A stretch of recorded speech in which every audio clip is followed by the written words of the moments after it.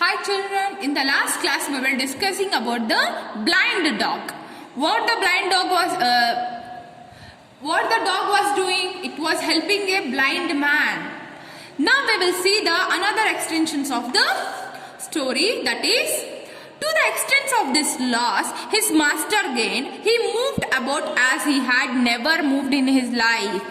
All the day he was on his leg, led by the dog, with the staff in one hand and the dog led in other. He moved out of his home, a corner in a choultry vanad, for a few ads of the market. Okay, because the old woman was died and no one was there to give food for the blind man. So what he was doing, he was roaming for the whole day.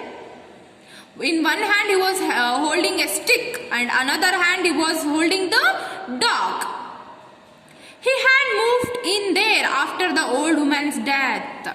He started out early in the day. He found that he would trouble his income by moving about instead of staying in one place. He moved down the Choultry street, and where he heard people's voice, he stopped and held out his hand for alms, shops, schools, hospitals, hostels. He left nothing out.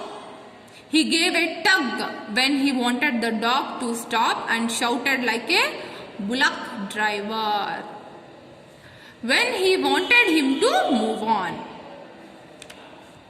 Okay, what he did, he thought that if I stay in one place, I could not get anything. I should roam here and there. So he started to roam here and there. He started to go shops, schools, hospitals, and also hostels. And near the shops, what he was doing, he was waiting and asking the persons to give alms or food to him. And when he was tired of, he was shouting at a dog like the bullock driver.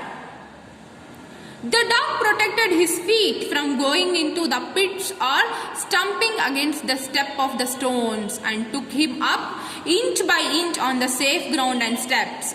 Okay, the dog was protecting the person by going, as he was blind, he was not able to see anything. So the dog was protecting him by going anywhere else. It may be in the pits or the stumpings. For this sight, people gave coins and helped him. Children gathered round him and gave him things to eat. A dog is essentially an active creature who punctuates his hectic rounds with well-defined period of rest. But now this dog, henceforth to be known as a tiger, had lost all rest. He had rest only when the old man sat down somewhere. At night the old man slept with the cord turned around his finger. I can't take chance with you, he said. A great desire to earn more money than ever before seized his master, so that he felt any resting a waste of opportunities, and the dog had to be continuously on his feet. Okay, the dog was helping him all the night and the day, because the beggar was thinking that I should not waste any time now, because no one is there to protect me. At this time I have to collect so much of the amount for my life. So the dog was protecting him. Some students, school students, were also offering him some food, and also some people were giving him some money, and now the dog is like a tiger. But if he slowed down even slightly, his master goaded him on a friendly with his staff. The dog whined and groaned under his trust. Don't whine, you rascal. Don't I give you your food? You want to laugh, do you? Soared the blind man. The dog lumbered up and down and round, and the marketplace on slow step tied down to the blind tramp. Long after traffic at the market ceased, you would hear the night stabbed by the fur of the wails of the tired dog. It lost its original appearance as months rolled on, bones stuck up at his hunk and ribs were revealed through his fading coat. Okay, what had happened? As the dog was having some hungry, He was taking food from the staffmen, that were the person who were with the blind dog in the marketplace. But the blind dog was scolding the dog. Blind man was scolding the dog for not to take any food with his staff members. Suddenly, the dog was raised with a bone stuck, and also his hunks and also ribs were revealed through his fading coat. The dog was now become a very strong. The ribbon seller, the noble vendor and the perfume observed it one evening when the business was slack and held a conference among themselves. What they did with the staff members, that is the seller, the ribbon seller, the noble vendor and the perfume vendor, all they sat at a evening and they started a conference, that is speaking with each other. It rends my heart to see that the poor dog was slaving. Can't we do something? The ribbon seller remarked. That rascal has started lending money for interest. I hear from the fruit seller. He is earning more than he need. He has become a very devil for money. At this point, the perfume's eyes caught the cigarettes dangling from the ribbon track. Give it here, he said, and moved on with the scissor in hand. What happened? The dog was now very weak because the blind man was taking the food, but he was not offering it to the dog. It has become very weak and it was like a slaving now. The blind man collected so much of the money and he has given that money for interest, to give interest to the others. And he was not offering any kind of the food to the dog. So all his staff members has discussed with each other what to do about the dog, because it has helped the blind man so much, but he is not offering any kind of food to him. The blind man was passing in front of the eastern gate. The dog was straining the lead. There was a piece of the bone lying on the way and the dog was straining to pick it.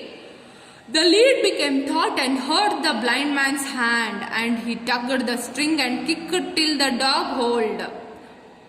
It held but not passed the bone lightly. It tried to make another dash for it. The blind man was heaping curses on it.